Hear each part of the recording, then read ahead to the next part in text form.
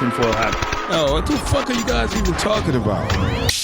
Global controls will have to be imposed, and a world governing body will be created to enforce them. Welcome to Tinfoil Hat. We go deep, homeboy. Aaron, open your mind. Drink from the fountain of knowledge. There's lizard people everywhere. That's some interdimensional shit. Wake up, Aaron. This is only the beginning. Dude, you just blew my mind. Are you ready to get your mind blown? Good morning, Swarm, and welcome to Tinfoil Hat. You know I am. You know what I'm here to do? I'm here to rock. Welcome to the number 16th Conspiracy Podcast. Let me start that again. Welcome. Here, let's start. Oh, you want to start from there? Yeah. Okay, 3, 2, 1. Good morning, Swarm, and welcome to the 16th ranked Conspiracy Podcast in the world, Tinfoil Hat. I don't know, somebody made some list, and we made number 16. Super excited to be just recognized at all. You know, I mean, it's just some guy's blog. Some guy's blog. I mean, did you see we were number one in social social media reach, but yeah, we're ranked 16. Johnny Tom, who was the guy ahead on top of us? of us? Yeah, the guy ahead of us had 1,000 followers. So. No disrespect to anybody on the list. God bless them. Thank you. Just to make the list is great. I'm not here to talk negative about You anybody. also don't want to be number one on a conspiracy fucking 100%, dude. When 16 other people get offed, then that's the end of this podcast, okay? Go after those guys first. Actually, I'm starting to get nervous if they get to around 10, you know? Yeah, okay. Yeah. How about the first 5 get off? This podcast is done. We'll just keep track. Guys, thanks so much for tuning in to Tinfoil Hat. We greatly appreciate you. Join me as always, the man, the myth, the legend, Xavier Guerrero. What's up? And on the ones and twos, Jay Nice, Johnny Woodard. I know somewhere some guy just has that list and just took red ink pen and just did a circle around the podcast. Yeah. No, dude, go after the bigger ones. Leave us alone. Yeah. We're just a bunch of dick joke comics. Guys, if you want to see me live, I am going to be in Minneapolis this whole weekend. That's Thursday through Saturday, actually. I am not doing Sunday or doing Memorial Day. I'm just doing the Thursday through Saturday live at the House of Comedy in the Mall of America in Minneapolis. My good friend Yoshi will be there with me, Johnny Betancourt.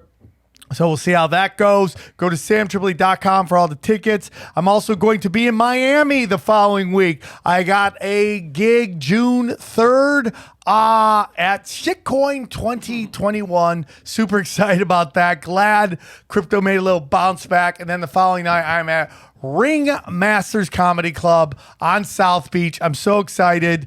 And I got friends joining me there, so that should be fun. And then finally, Tinfoil Hat Comedy is back in Houston. We're going to be at the Secret Group. 4 shows. The first 2 shows on each day. That I believe a 7:30 show. That's a stand-up comedy show with myself, Xavier Guerrero, Eddie Bravo, and Reed Becker. And then the second show is Swarm Tank. That's right. Come pitch your conspiracies to your favorite conspiracy theorists. Eddie Bravo will be there and myself as well. So those are the gigs, man. So go check that out. If you can't get enough of us, which I know you can't, you can get premium content from all of us. And all of our premium content is available at Rockfin, ROKFIN.com. Conspiracy Social Club, Tinfoil Hat Premium, Zero, the greatest of all time, Sports Talk, Broken Simulation, Early Listen, and We Don't Smoke the Same. Bang, bang. Singing We Don't Smoke the Same is all available there. Sign up. Instead of paying $5 for each one of our show, you can pay $10 and get everybody. And I hope you join us there. If you're looking for a cool t-shirt to show support of the show, go to tinfoilhattshirts.com. That's tinfoilhattshirts.com. Bang, bang, right there. So many good shows. I'm working on a couple great t-shirts, and yeah, that's it. What? Anything else, guys? No, we rocking. Let's go. Hope this is a great podcast. We got SK Bain on. He is talking about his book, basically 9/11 was a mass ritual. It's called The Most Dangerous Book. What's it called? Where is it? Here we go. There we go. I almost had The Most Dangerous Book in the World, 9/11, a mass ritual. Please enjoy this interview with SK Bain. Drink from the fountain. All right, so let's get into it, man. This guest is part of this great run we've been on with very interesting guests to interview on the show, and this guy's book is a power-packed with, incredible information. His book is called The Most Dangerous Book in the World, 9/11 as a Mass Ritual. Please welcome SK Bain. How are you, brother? I'm good. It's good to be with you. Thank you for joining us. For those who may not be familiar with you, can you tell us a little bit about yourself? I worked at the Weekly Standard magazine in Washington, D.C. In the late 2000s, and I was the art director there. And at the time, the Weekly Standard was co-located with the Project for the New American Century, which a lot of your listeners may recognize as being identified as the beating heartbeat of the throbbing heartbeat of the 9/11 cabal. Yes. And, so that was. Yeah, it actually, in my experience, there wasn't anything overly suspicious about it when I was there, that I noticed. But it was interesting being, at ground zero for what a lot of people felt like was the nest that hatched the 9/11 egg. But it was so I was the art director for the magazine there for about 5 years. Before that, I worked for John Grisham's Oxford American magazine, and now I'm a freelance author. Well, that is wonderful. Thank you for joining us. I've read a lot of your book. I'm trying to get through all of it. I think it's a wonderful book. It just comes out and just like high kicks you right in the head, right out the gate.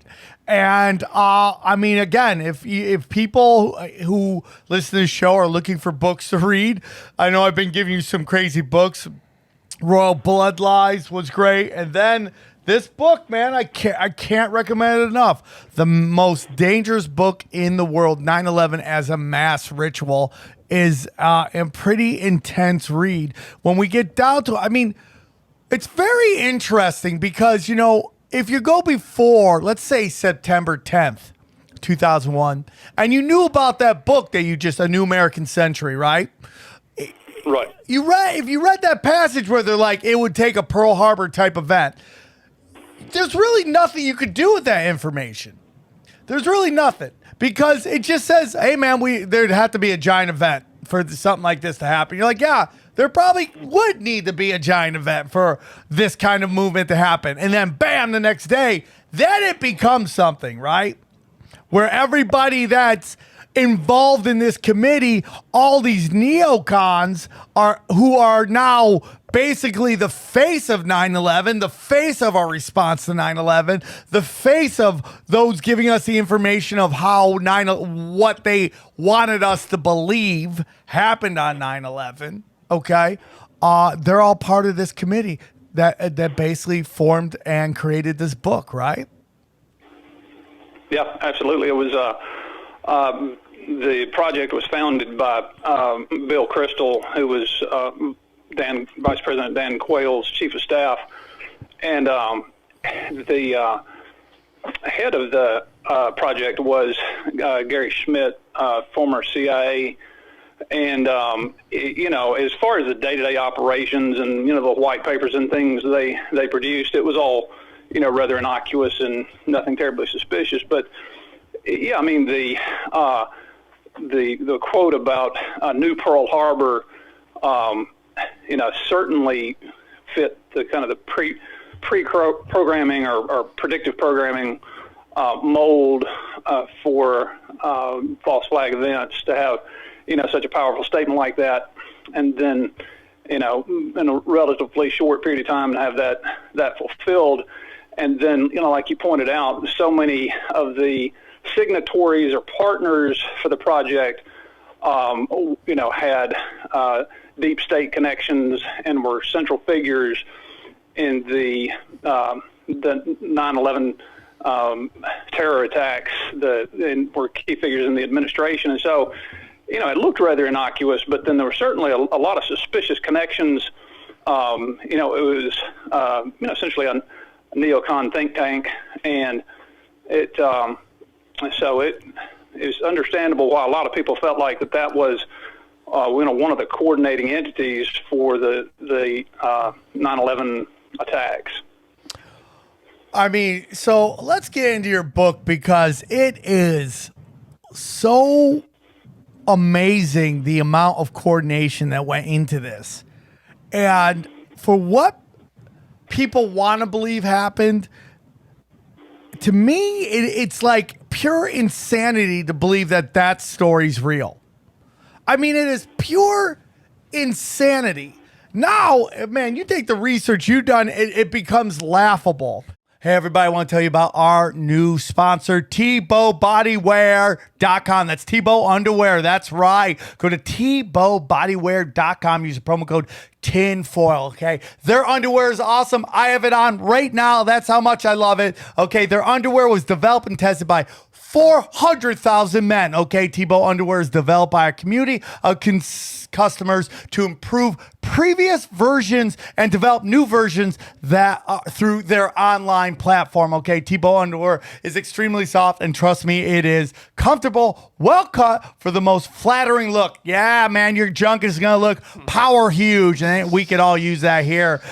My proud 6 inches never looked better. This is because so many customers gave their opinion to make them better than ever. Okay, Tebow is a leader in community-led production of their men's underwear, and they're leading the movement to have this as the future of all clothing production. Okay, Tebow is pronounced Tebow, just like Jason Tebow. Okay, if you love Jason Tebow, you're gonna love this underwear. Okay, Tebow Underwear offers a superior cut bamboo material that is softer and more durable than your average underwear. Additionally, a cool fact: bamboo uses 20 times less water and cotton fabric, which contributes to sustaining the environment. Okay. Dude, a lot of great stuff. So here's what Tebow's offering. Okay, get 20% off your next purchase at TebowBodywear.com. That's TebowBodywear.com, and use the promo code TINFOIL. Okay, that's TebowBodywear.com, promo code TINFOIL. I want to start off with how much of this is about our old friend Aleister Crowley, who is number one dude we all want to fight. Probably number one or number two. If we could fight anybody in history, it's a real toss-up between him and Woodrow Wilson, who I would fucking dominate with a ground and pound attack. Up in the corner, elbows to the head, illegal shots the whole time. I would just push the ref up and just punch to the balls, eye gouges, all that shit, okay? Because that's how I roll. I fight dirty for freedom, all right? So that's how this kid rolls. But, I mean, by far, one of these trust fund kids got positioned, basically, in my humble opinion, the Robin Williams of a hacky occult, where he just jacked a bunch of people's ideas, rewrote them, and then tried to act like he was a cool guy, and just all these other trust fund kids just running with this thing, and like I mean, for as much as people want whatever they want to believe about Jesus, I'm into the starseed stuff. On the other side, I think is Aleister Crowley, and just the amount of reach and influence this flaming bag of dog shit had on like so many people. And it really is like anybody that defends this guy needs to meet me in the octagon. Okay. WrestleMania, fucking, Madison Square Garden, Square Circle. But let's get into like what kind of influence did Aleister Crowley have on this group of people that kind of pulled this off? Well, he's their idol, basically, and we know that 9/11 was a false flag attack. It had very specific objectives, to take us into wars in Iraq and Afghanistan. It was a psychological warfare operation on the American public and the global public. It diminished our freedoms. It gave us the Patriot Act, and there were all sorts of practical objectives affiliated with it. But the folks that orchestrated it, the cryptocracy, as Michael Hoffman refers to them, they're steeped in the dark occult arts. It's hard to understand that mindset, but they believe that their black magic is very effective, and so in part the 9/11 was a mass ritual, and there were multiple elements, multiple subcomponents to the ritual, and what you have to understand is, and not all of this stuff is super serious. Yeah, I mean, people died, but the cryptocracy, the Illuminati, they got a wicked sense of humor, and so they weave in these inside jokes. That's just how they roll, and so a lot of the references that you find, favorite numbers of Aleister Crowley that were used, that constituted the airline numbers for the planes that hit the Twin Towers. Yeah, we're gonna get into that for 11, sure. 77, 93. Yeah. These are things that are, in occult circles, they're well-known markers. I don't want to get into that right yet. I don't want to get into that because that's a giant part I want to discuss with you about. I don't want to kind of glaze over that because that, to me, if your information is correct, and I believe it, is mind-blowing, that part. But I want to get into, how did you study the occult before you started to do this book? Did this topic take you into this murky, dark world of black magic? Yeah, the latter. I really didn't pay a whole lot of attention to 9/11 or the conspiracy theories surrounding it. In the early 2000s.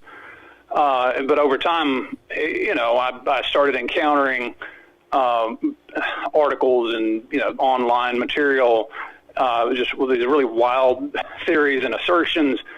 And I was captivated, but I thought there's no way this stuff can be true. So I dug into it, and I really started researching, and I thought I was going to disprove these things and kind of put my mind at ease. And then the opposite happened, and I cranked out what I refer to as the mother of all 9/11 conspiracy theories.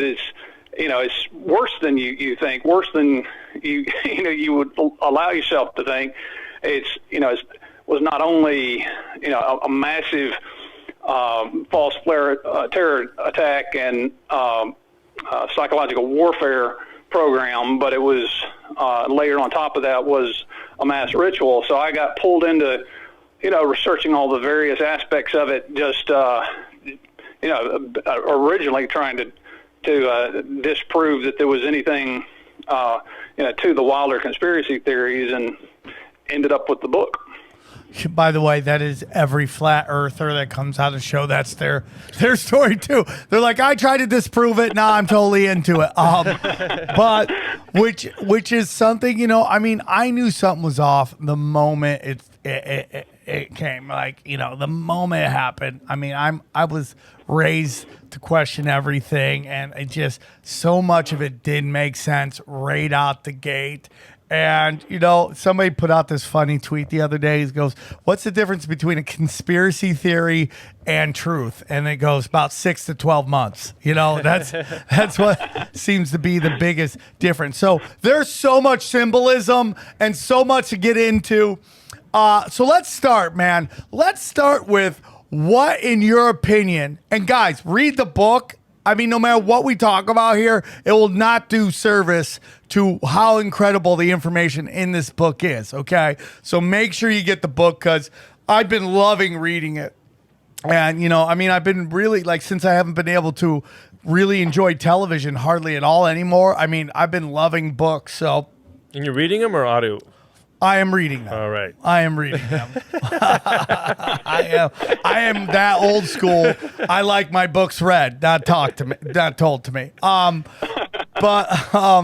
One thing we want to talk about is what did the towers represent in Occult? The twin pillars of Freemasonry, the pillars of Hermes. There's quite a long tradition surrounding the pillar mythology, and I just barely scratched the surface of it in a lengthy chapter in the book. But yeah, the Twin Towers were absolute stand-ins for the twin pillars of Freemasonry, and I'm sure we'll in a bit we'll get into some of the other symbols, mega symbols that were at ground zero. By no means were those two buildings the only mega symbols involved in 9/11. Now, is it your contention based on your research that the buildings, the two towers, are basically built to be taken down? Yeah, I came to that conclusion. I mean, as far-fetched as that sounds, and I resisted that idea for quite some time. I had to be brought kicking and screaming kind of to that perspective, because to think that they were constructed in 1966 with the ultimate purpose of being mass sacrificial altars brought down to usher in the new millennium, that just sounds absurd. But so does about 3/4 of my book, and unfortunately, I think I present a pretty good case that all of it's true. So. All right, guys, today's show is brought to you by our good friends at Super Speciosa. That's right. The makers of the finest kratom products in America, a.k.a. the Super Leaf, that the feds have tried, yet thankfully failed to ban, okay? Just think about it. Why would they want people having the ability to take one product that has so many benefits when big pharmaceutical can profit by hooking you up on multiple expensive prescription drugs? It's fucking nuts, dude. It's just like, it's so obvious what they're doing, and everyone's like, yeah, what can you do? I'll tell you what you can do. Fight back. Go to the indies, man. Go to nature. Go to the natural leaf, man. Okay? It's great. Have you ever tried kratom? Absolutely, yeah. What do you think of it? It's shockingly effective. I mean, you think something over the counter like this, you think maybe it doesn't have shady great effect. Shit. Well, just that that everybody would know, right? It wouldn't work, yeah. Right. And it absolutely does what it says on the tin. I mean, it's absolutely effective, yeah. And they're trying to stop it because you know what? You can't profit off of natural leaf, okay? They're trying to keep you down, so you got to take their stupid ass drugs when there's a natural leaf out there, okay? So this is what I want you guys to do. So give it a try. Give it a try.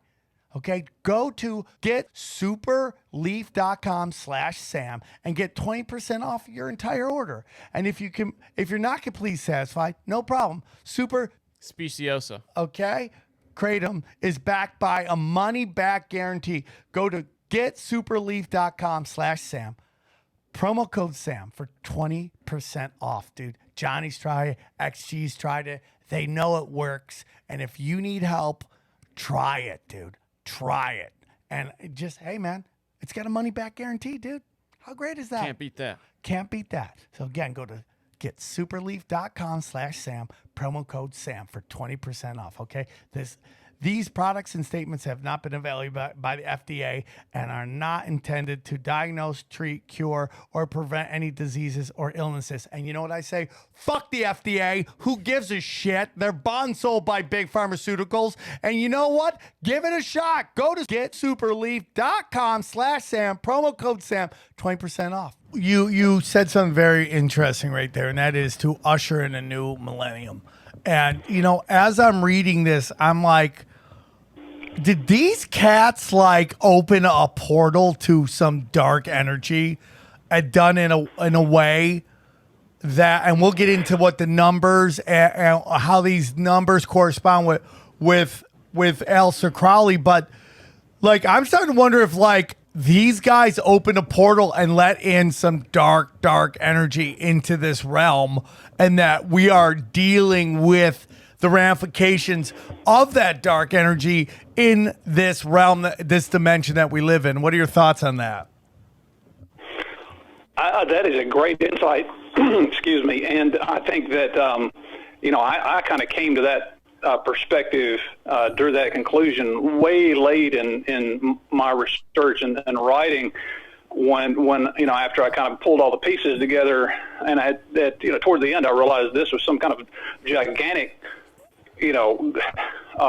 global black mass ritual, and it was, very intentional, very specific numbers and symbols involved, executed in a very precise way, very precise timing, and it occurred to me, the light bulb finally went off that this really it has all the hallmarks of a gigantic ritual or spell, and then you look at what occurred as a result of 9/11 and everything that's happened since, and it's you depending on your religious beliefs and your perspective on spiritual matters, I mean, you might certainly draw the conclusion, or at least entertain the idea, that they did cast a spell. It was very real. The black magic they employed was real and effective, and they've unleashed something on the planet that we're still dealing with, and perhaps yet, that has not yet come to full fruition.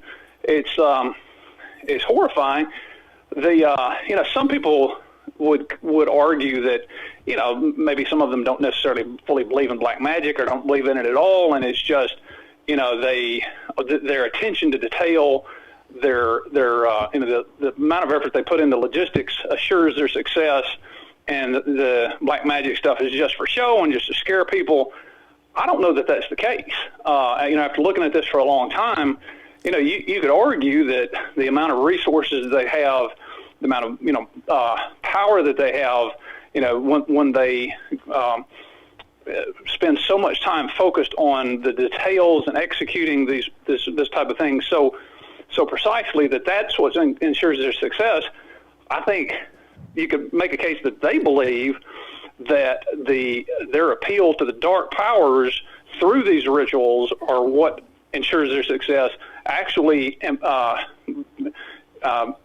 conjures up the dark forces who then act on their behalf and ensure their success. So kind of depends on how where you are in your spiritual journey, how you look at things.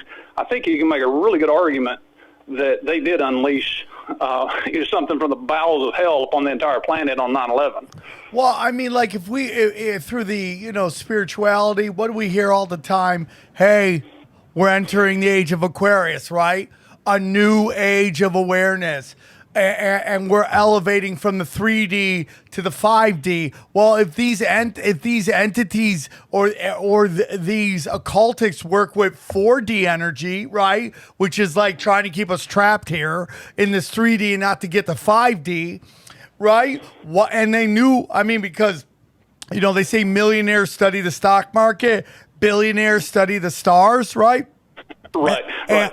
And they know that the age of Aquarius is coming.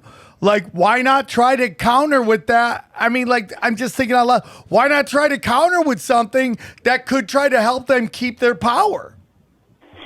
Well, exactly. And we're not just approaching the shift of the ages. The ages of the zodiac, the Aquarius, Pisces, Sagittarius. They're the 12. 13 if you count Ophiuchus, which was added about 10 years ago. But the ages of the zodiac, they're the ages with a little a. There is the great age, which is all of them combined, which is about 26,000 years in length. And there's a good bit of evidence that we're at the shift of the great age. And I make that argument in my third and fourth books, refer to it in the first two, but so we're not just approaching the shift of an age, say from the, the Mayans had 5 ages, but, we're not just approaching a shift from the age of Pisces to Aquarius, but we're actually, the entire clock is resetting. The hands are approaching 12 midnight, and we're about to start the grand cycle, also referred to as the Platonic year or the Great Year all over. So it's even bigger than what you might at first suspect. The elite pin their false flags and their mass rituals to auspicious occasions, huge into astrology, and this part of the approach that they feel like brings the dark gods forth to act on their behalf, so we're approaching a once in a 26,000 year moment, and so you can see 9/11 in that context, and then everything that's happened since, and really what my research shows is that the shift is actually the cryptocracy. According to their calendar, it occurs at the end of this year, 2021, moving into the year 2022, and this is getting far afield from what I talked about in 9/11 as mass ritual, but this is a broader context.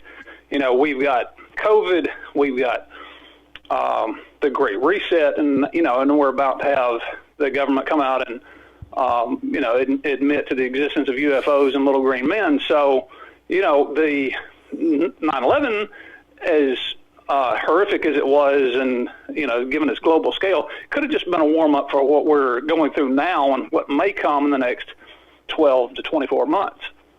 So you're saying it could get worse? Don't shoot the messenger. Man. Well, buy guns, gold, and learn to farm. That's what I got to say. And to that, which is what I've been saying for a long time.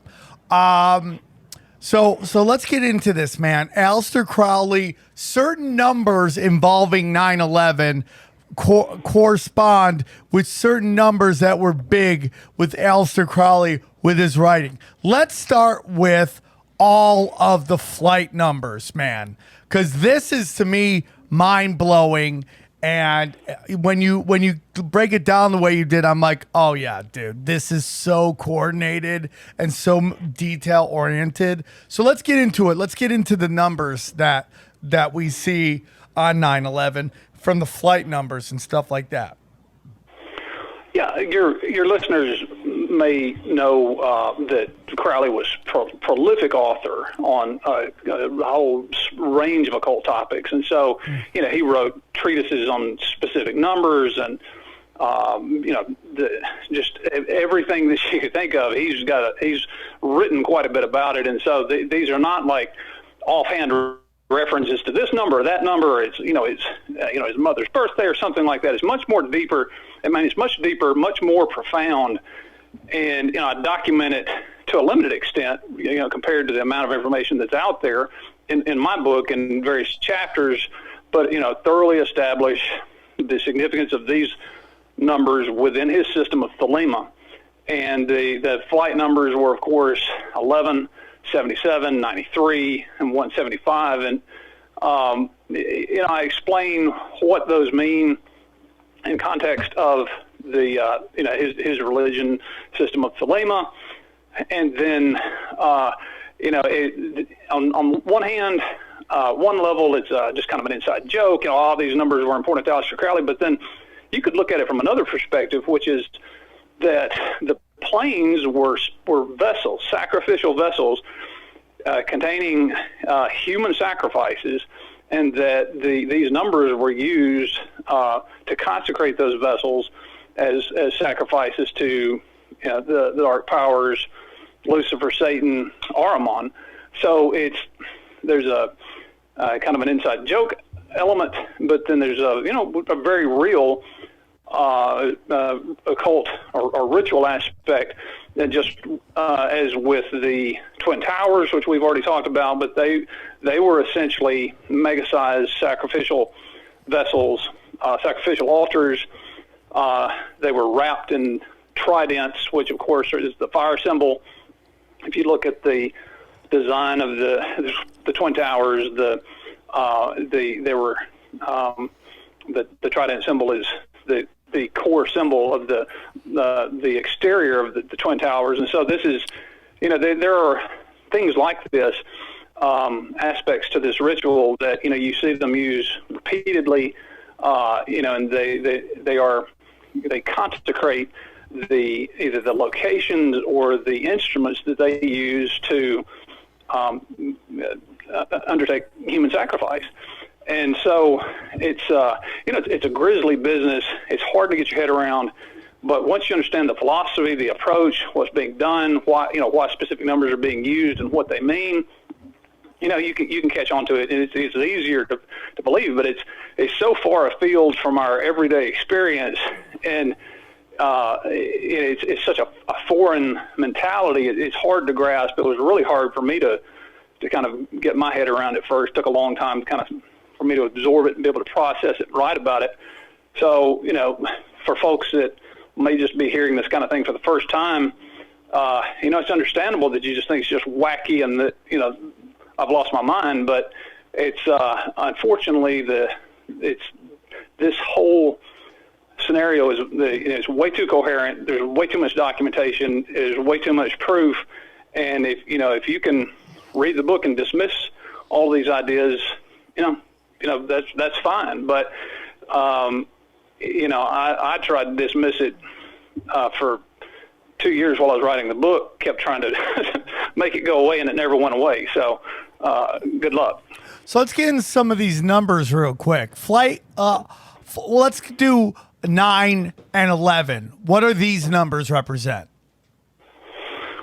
Well, of course, 9/11 is 911, which is in the United States, it's the universal number for emergency that you use to seek assistance or request help. And so that is not by coincidence. The 9/11 was in the works for decades, and the fact that 911 was selected as the universal emergency number in the U.S. It's I make a strong argument that that's not by coincidence. That's part of a very intentional act to create cognitive dissonance, and so that's at a very fundamental level, a very psychic level. That's kind of a hidden level, hidden aspect of the whole 9/11 mega ritual. And then 9 in numerology is often associated with or thought to conjure evil, and 11 is equivalent to magic. So just the numbers themselves, 9/11 means evil magic. Jeez. And so you've got evil magic contrasted with help, emergency danger, and on a very deep psychological level, just that fact creates all sorts of inner turmoil and dissonance, whether we realize it or not. And I don't want to overstate the importance of that, but it's we notice these things at a subconscious level, and we spend a lot of energy trying to write them off as coincidence. But I make a strong case that it is not coincidence, that it is part of the psychological warfare programming, part of the ritual magic aspect of this entire event. And it didn't just play out or have effect on 9/11. It has continued to have an impact on our psyches and on every anniversary since, and it continues to influence in some ways we don't understand. So, and according to your research, number 11 was one of Crowley's top numbers, or he was his favorite number, or something along the lines of that. It was very personal to Crowley. Well, not necessarily the 9 and 11 for Crowley. I mean, he wrote about those numbers. He attributed various characteristics to them. But what we have to understand is who's programming this event. It's the cryptocracy, and 9 is not inherently evil. 11 is not inherently evil. We're talking about what this means within the system of black magic, what it means to the practitioners of the dark arts, and what it was intended to mean on 9/11 with all of the acts that were taking place and all the other ritual elements. So, you talk to an average numerologist, astrologist, and say, hey, 9 is evil and 11's magic, that they may roll their eyes at you, but it's not about what it means to the average person, the average occultist. It's the elite, the globalists, the Illuminati, what these things mean to them and how they were employing them, what it meant to them. I didn't ever run across anything, specifically, that the combination 9/11 was important to Crowley. But a lot of the other numbers employed were a lot of the other. There are multiple symbols that were important within his school of thought, within Thelema, and 9/11 was I guess maybe a product of the engineers of the false flag, but it all ties in together, to very ugly effect. The next number is 175, and this kind of blew me away. And this had something to do with basically a passage in one of his books, correct? Correct. And what was that passage again? And I think, and this to me connects to what we were talking about earlier about basically opening a door to dark energy. Is that 175 a plane or what is that? Okay, these are flight numbers. Okay. Flight number 11, flight 175, flight 77, and flight 93. We'll get into what each one of those represents. 175. Yeah, you're exactly right. There's a passage that I quote from Crowley explaining what that number represents. It is opening a portal, bringing material evil into this world, which is what they were in the process of doing. So in some instances, the numbers involved, if you know their background, it's essentially a clear and straightforward statement on what they were in the process of doing through their very acts. And so it gets pretty bold in some instances. There are a lot of elements of it that are bold, that are in your face.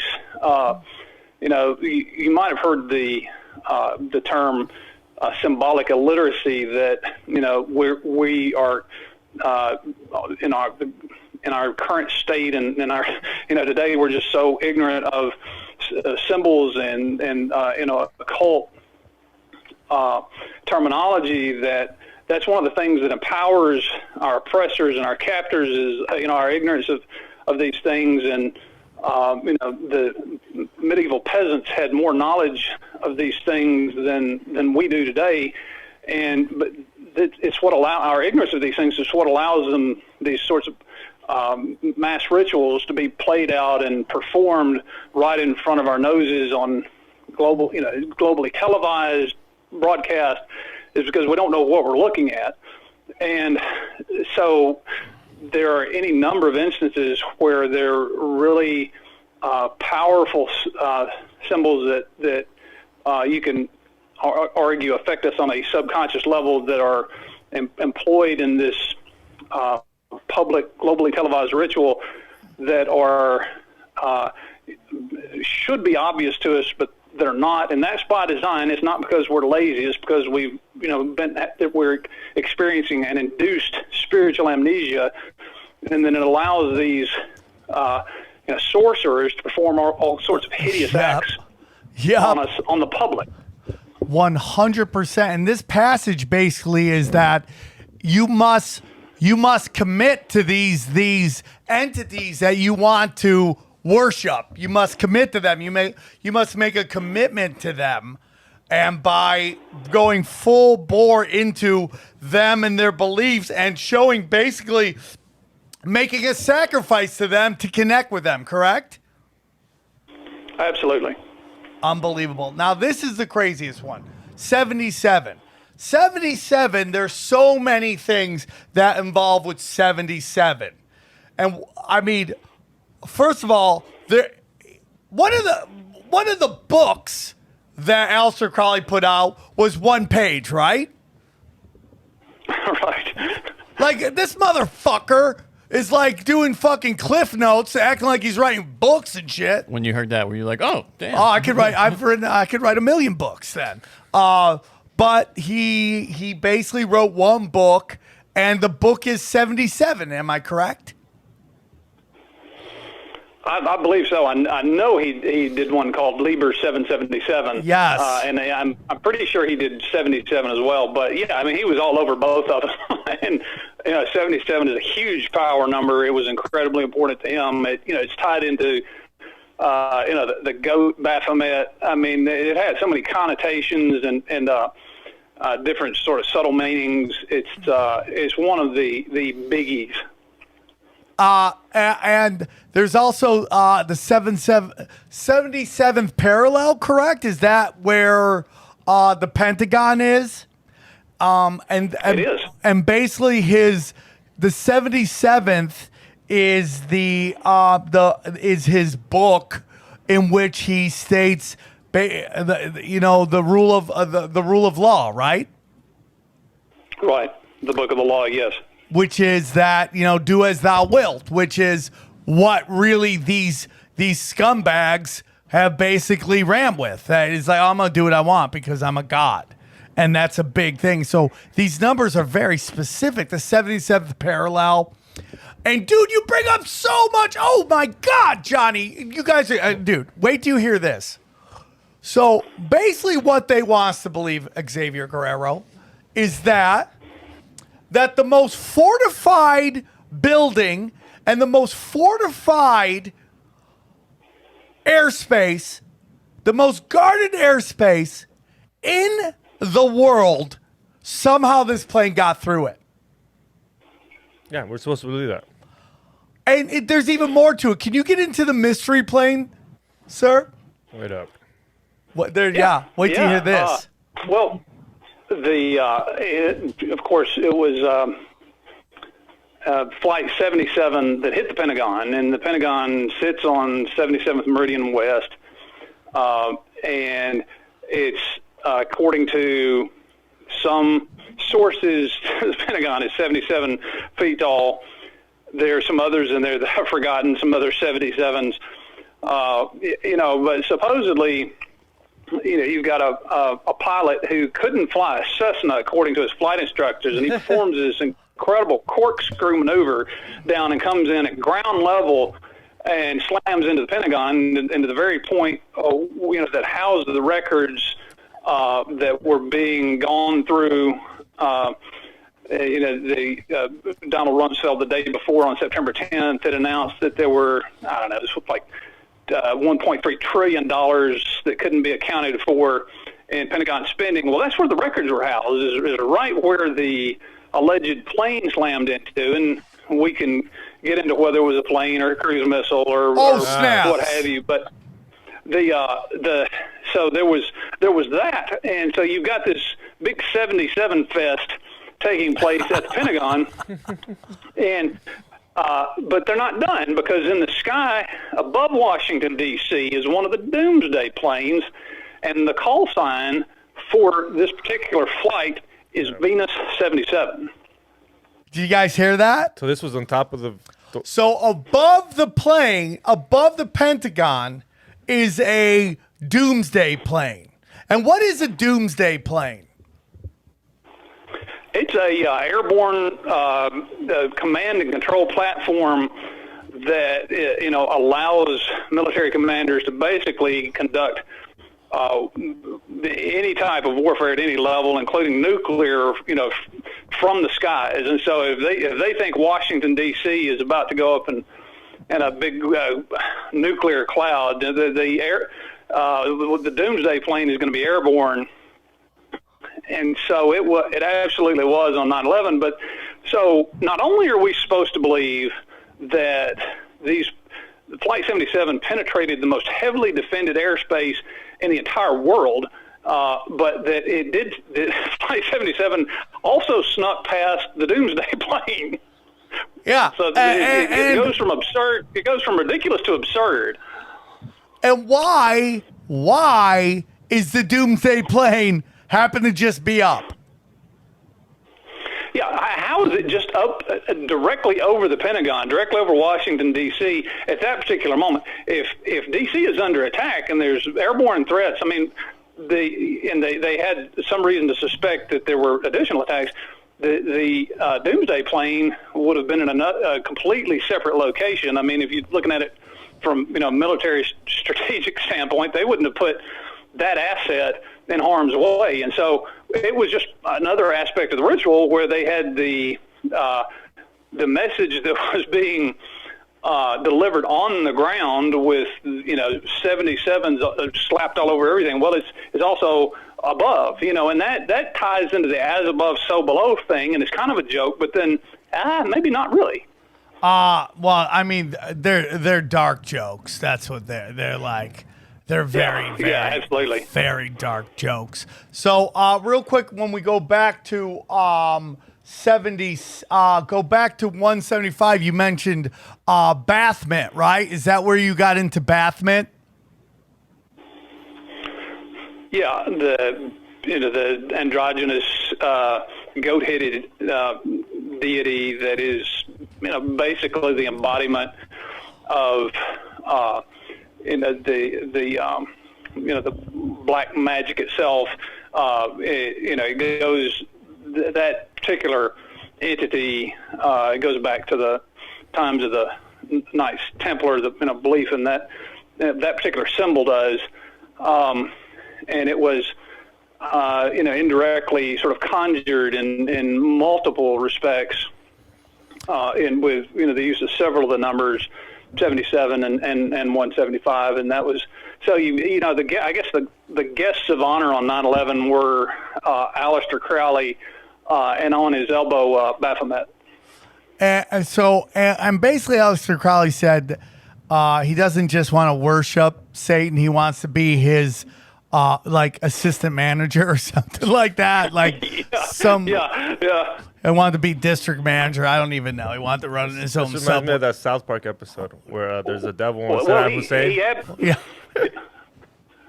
He was referred to as the godfather of modern Satanism, and he absolutely earned that title. But he was also a intelligence asset. Some people kind of question, how much he actually believed. I quote several passages toward the end of my book where several statements by Crowley where he even says, it doesn't matter if any of this stuff is real. It doesn't matter whether you believe it. If you go through the process, if you engage in the various steps outlined here, you ensure your own success, and it doesn't matter whether it's real or not. I mean, Crowley even said that. I might tend to disagree, but because if you look at the effectiveness of the 9/11 mega spell, it seems like it's pretty clear that something was unleashed. But anyway, I mean, he wasn't. I guess my point is that he was not even a hardcore believer. He kind of maintained a bit of objectivity to it. So. Are you telling me a trust fund kid is a phony ass? That's never happened before. Yeah. Like half these people in Hollywood, these fucking phony, fake punk rockers, they're so phony. But getting back to the reason I bring up bath mitt, because do you know what city most of the terrorists studied flight school? Isn't it Florida? Somewhere in Florida? Florida, like Saratoga, right? Sarasota. Okay. Sarasota, Florida. Sarasota. And do you know where George Bush went to meet the kids, where they read the books? Oh, don't tell me that place. Sarasota. Same exact place. Is this serious, man? And what county is Sarasota in? Do you know where... Do you know where Ringling, Barnum and Bailey's Clown College is located or was located? Sarasota. Now, you brought up some stuff about clowns and their role in the dark arts. What's up with that? Yeah, they're kind of sort of modern versions of the trickster. You encounter clowns and railroad workers and just various types of personalities a lot in Freemasonic tradition, but clowns being one of these key figures that I don't fully understand it. It kind of it just freaks me out, frankly. But it's just one additional layer of the 9/11 mega ritual, that you've got the pilots training in the same city that Bush ended up in on the morning of 9/11, reading the pet goat to a bunch of African-American school children, where they were reciting it in a very ritualistic manner in the state that was being run by the president's brother, Jeb Bush. And it's down the road is the Barnum and Bailey's Clown College. It's very sick. It's very sophisticated. It's you on some level you don't want to believe it. You think, why would they go to this much trouble? What is all this insane crap about? But they've got their reasons. They've got their rationale. You don't have to like it. You don't even necessarily have to understand it. But it's there. They've done it for a very specific reason. And if you want to ignore it, just go right ahead. Yeah, it's also what's it called? Sigil magic. They like to leave calling cards so everybody knows who it is, what they did it. They get credit for that. He was reading Pet Goat. So real quick, so here's the crazy thing about that. If there's even more craziness to this whole thing, is that so we're led to believe that the country's under attack by people who lived in deserts, who couldn't fly, and they just pulled off these aerial feats, and that our country's under attack, and our president sat there for 7 minutes and did not get up. He finished the book. And his reasoning was he didn't want to scare the children. Well, that was very specific timing. That was very intentional, and it was the message to the insiders was, hey, people are dying, jumping out of the Twin Towers, planes are going up in flames. We're going to finish this ritual. These little kids are going to finish reciting this book, which is basically an homage to Baphomet. And it was, so that those 7 minutes, that didn't just happen. That was part of the whole event. I mean, he was in that moment, in that place, and the way that he was conducting himself, he was really serving as the high priest for the 9/11 black mass mega ritual, black magic ritual. I mean, it was a black mass. I like to think about. I don't like to think about. I do think about the the Sarasota component really as a sort of almost a formalized black mass, because you've got these poor children that are chanting out in a very rhythmic fashion this book, and then the words to this book, and it's all just very thinly veiled Baphomet worship. I mean, if you got just even a clue, a minor clue about all this, I mean, once you start to kind of dissect it, it's really clear what was going on. Yeah, I'm trying to find exactly what they said. It's like crazy. It's like, it's like they're like metal, steel, kite, hit, and it's just like, what are these kids saying?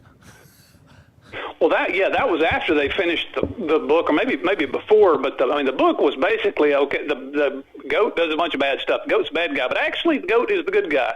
Which is sort of like hey, Lucifer's gotten a bad rap, but he's actually the good guy. Is sort of a thinly veiled metaphor for Luciferian worship. It's the goat's really the good guy. We just we've been taught unfairly that he's the bad guy, and so you got this. There's that whole aspect to it. And Flight 93, what does 93 symbolize? That's traditionally used as a greeting between Thelemites. They'll sign their letters 93 or like 93/93, and there's this whole thread about what it represents. I think I forget the exact phrase that Crowley associated with it. It might be the the whole of the law quote. But the number 93 embodies this very significant quote, but then it is also used as shorthand for greetings and salutations. It's and when you know that, and you look and you're aware of that, you can find it in, lots of different places. And I've noted it in an old episode of The Twilight Zone several years ago, and it was, kind of strategically placed. But on 9/11, it was very strategically placed on the aircraft. And again, we're not going to get into whether there were real planes, and I mean that's a whole nother program. Oh, snaps, dude! Don't tempt me with a good time. But according to the story, in Flight 93, we had old Todd Beamer, and he did Let's Roll, went down towards the front of the plane with some of his buddies, and they confronted the hijackers, and then the plane did a nosedive and then completely disappeared into the ground, and kind of a Wile E. Coyote silhouette in the earth. Which, I mean, if you buy that, you'll buy anything. I mean, it's this most absurd story out of everything that they wanted you to swallow on 9/11. If you believe that a passenger jet, a 737, can come in nosedive and completely disappear in the ground, and not without the tail even sticking out, I can't help you. Yeah, what do you think? So, if you actually go on Google 93 Thelma, it comes up, and it is 100% salutation between people who study Thelma. It's basically a hello they do to each other, and but they weren't even through with Shanksville, Pennsylvania, and of course Shanksville, the terrorists used box cutters, which were shanks, and so the very name Shanksville was part of the inside joke. Oh, but, my God, after 9/11, I didn't even think of that. They weren't even done. The Flight 93 memorial, as proposed, was in the shape of an Islamic crescent, and it was actually even oriented towards Mecca. And it was so obvious, and people got so outraged that they actually altered it a little bit so it wasn't quite so obvious. They still executed it. It's basically a mega-sized outdoor mosque, and in New York City. No, this is the Flight 93 Memorial in Shanksville. Oh my God, dude. Yeah.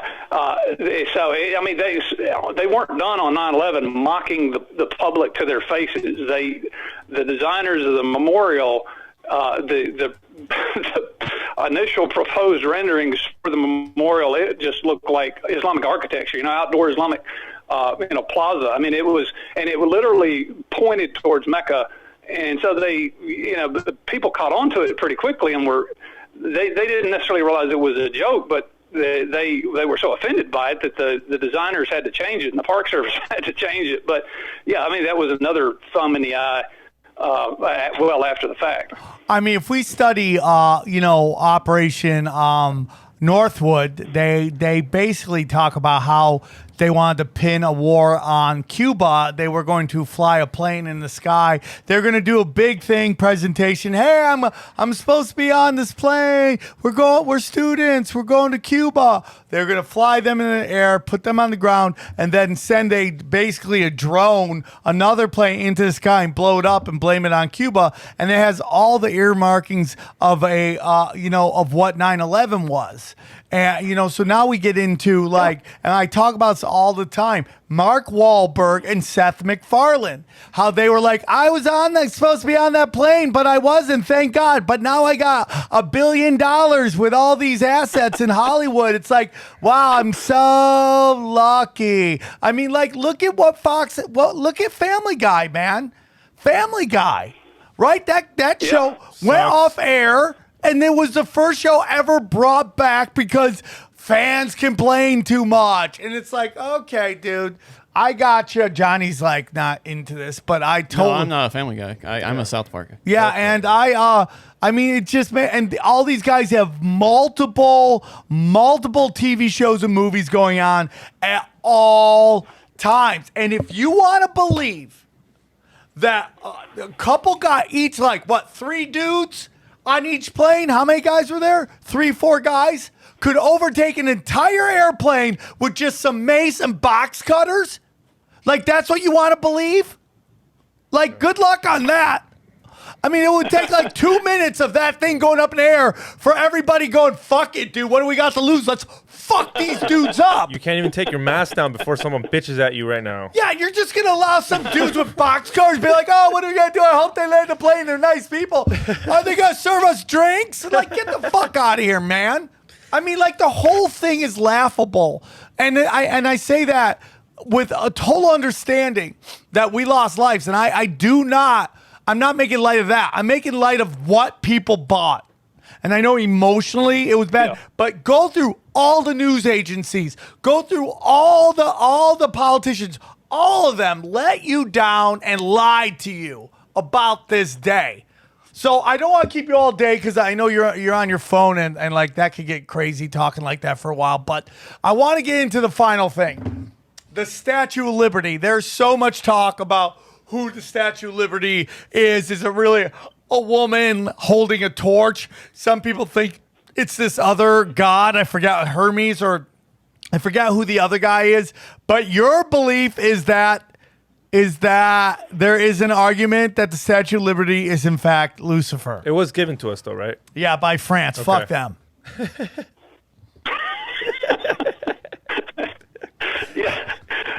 Yeah, I mean, there have been various suggestions as to which deity that it represents, and what you got to understand is, you know, the elite. They're not just super hardcore about things. I mean, they'll mix and they'll match, and you know, it might mean this, it might mean that, but I mean, ultimately, it kind of comes down to what spirit does it represent, and who's the most obvious kind of the lead entity that represents that spirit. And so I think in context of 9/11, on 9/11, you know, what did the Statue of Liberty represent in the minds of those who orchestrated in the terms of black magic and the black arts? I mean, I think you could clearly make the case that it was Lucifer. You know, maybe at other points of time to other organizations or occult groups that, you know, may represent the great goddess, may represent, ISIS, but, you know, and if it represented multiple strains or multiple entities, then that's fine. But I think in terms of overall spirit of the occasion and what was going on and the other symbols involved and what, you know, the kind of, the mood that was clearly being invoked elsewhere and through mass death, it was Lucifer. So, and it was, of course, the statue was, with its location is overseeing Ground Zero with the planes slamming into the Twin Towers, and then I have a chapter on the Ground Zero, and there are multiple other buildings there, mega-sized symbols on the roofs of some of the other buildings of the World Trade Center, and there's the Millennium Hotel, which represents the radiating ashlar of the Freemasons. It was, get tied into the whole 2001 Space Odyssey, Blackstone thing. And I mean, it never, it almost never ends. The number of symbols that they've incorporated into this ritual, and the number there were quite a few symbols there at Ground Zero, and so Statue of Liberty overseeing all of this, it just was, I guess, the icing on the cake. It's just a clear statement, one of the clearer statements of who was in charge that day. Yeah, I mean, like, their whole idea is that the Statue of Liberty could be Nimrod, the Statue of Liberty could be an ancient Anunnaki, Aphrodite, but it's a lot of other things other than the Statue of Liberty. And I mean, this is what they do, dude. This is what they do. They hide it in plain sight. Their symbolism will be Absolutely. their downfall. And I know people associate that with Q, but in my honest belief, that's the truth, man. And I also believe sometimes they want to be found, so we feel powerless. But, as we've discussed earlier, I think we're entering an age of enlightenment, and they know what's going on, and they are they're afraid. One last thing I want to get into with you, because you brought up in some of the notes we got into, I want to go into two real quick. The JFK assassination, right? And the JFK was the 50th anniversary was in 2013. JFK was murdered on 11/22/63, right? When was the Right. Boston bombing, and where did the Boston bombing happen? Well, Kennedy was born in Brooklyn, or Brookline, which is a suburb of Boston, and the Boston bombings took place, several miles from his birthplace. And the 2013 was the 50th anniversary of the assassination. I refer to it as the Golden Jubilee of the killing of the king.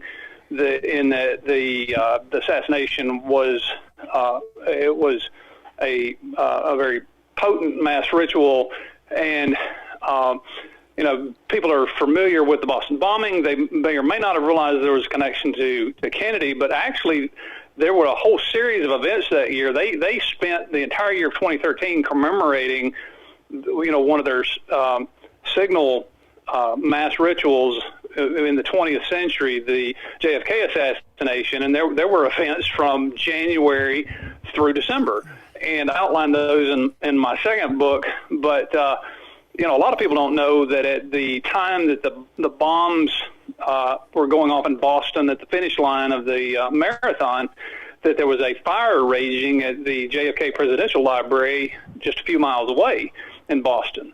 And, so you start to put the pieces together and look for the traditional markers and signs, and pretty quickly you can construct what I refer to as the occult script for that year. It was a whole series of false flags events that had clear connections to or made clear references to the JFK assassination. There was one of the minor incidents was later in the year.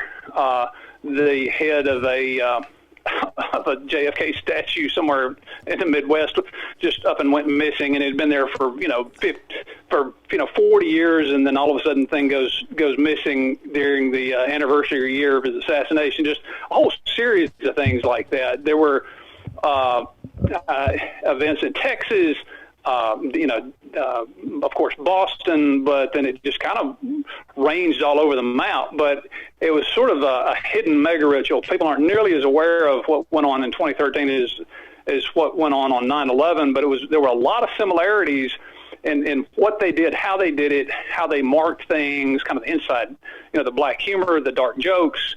And so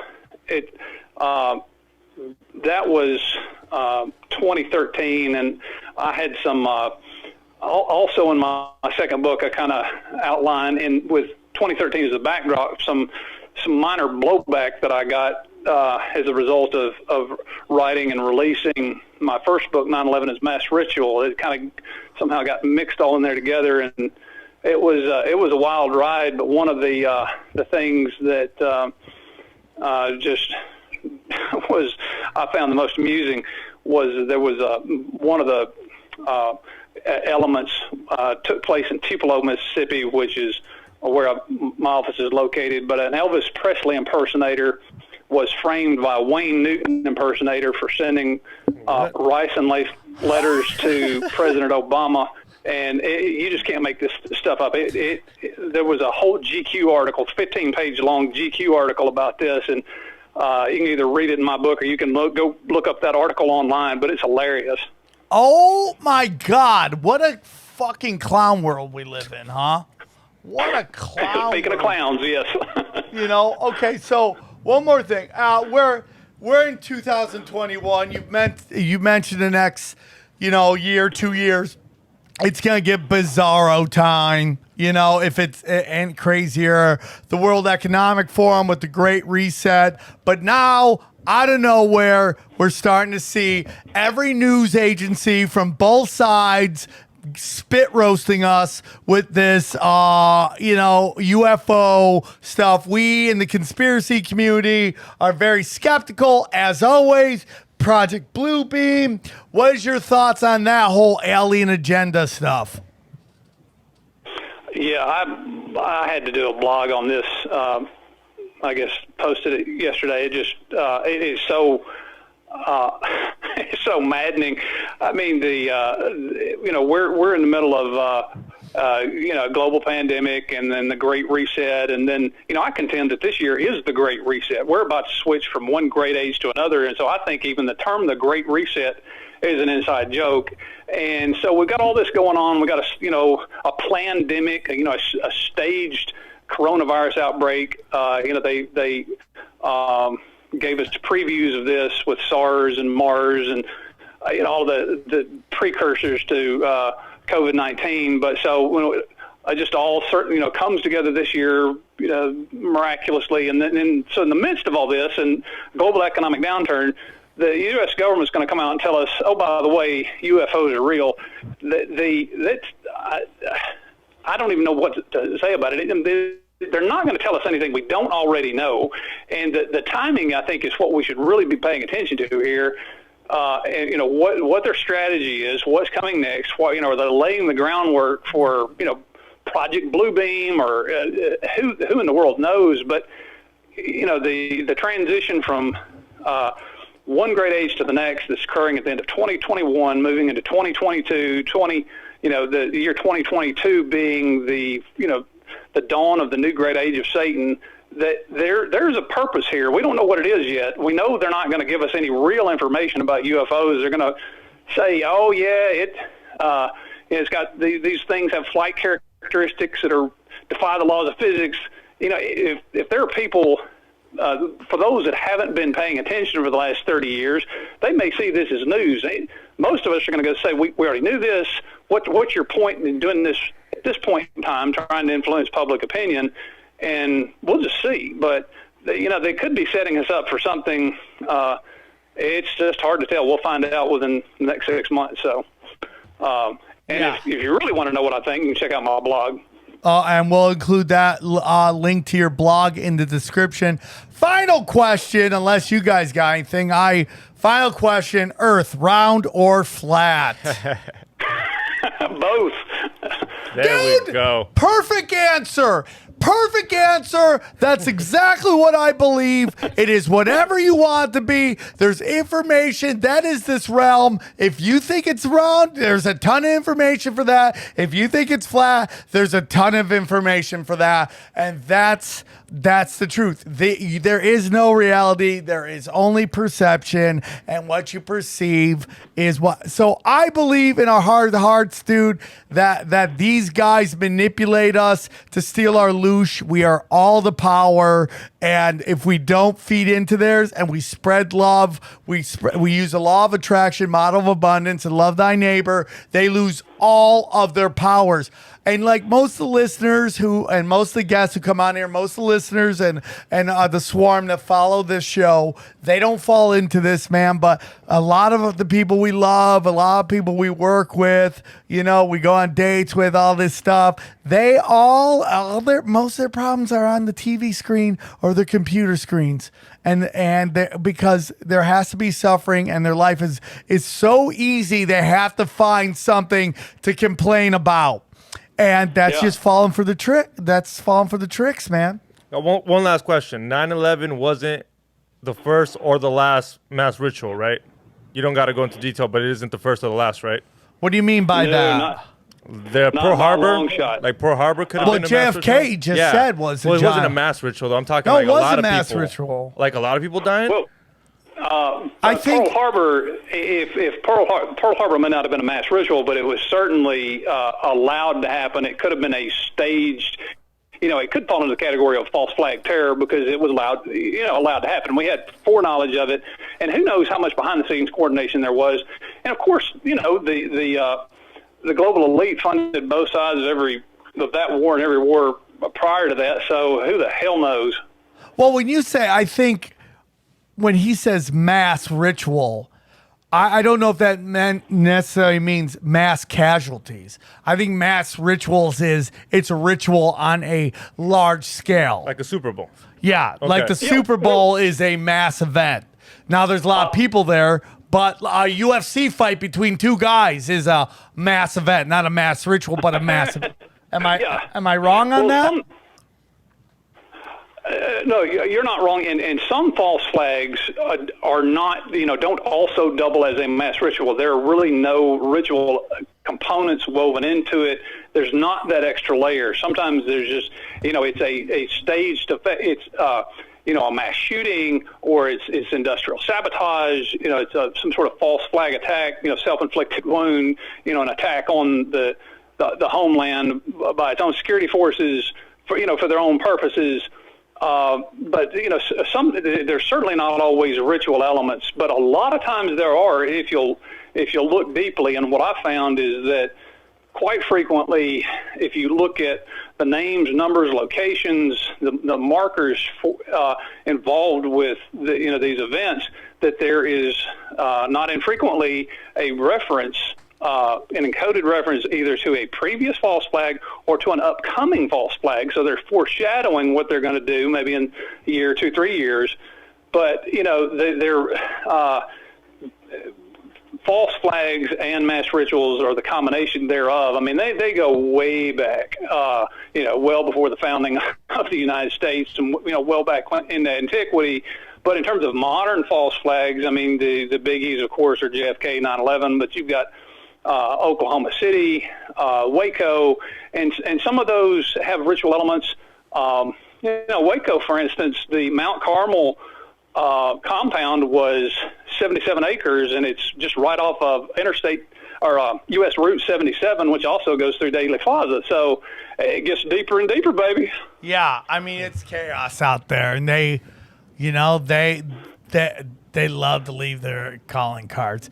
They're programming our reality through all of this. This is what they believe. This is how they program the Matrix, and we exist in their world, and we're at their mercy. And this is, on the one hand, is inside, sort of inside baseball, inside jokes. But then on the other, I mean, they're controlling our reality down to the most minute level with occult symbols and numbers. And so we probably shouldn't laugh too much about it.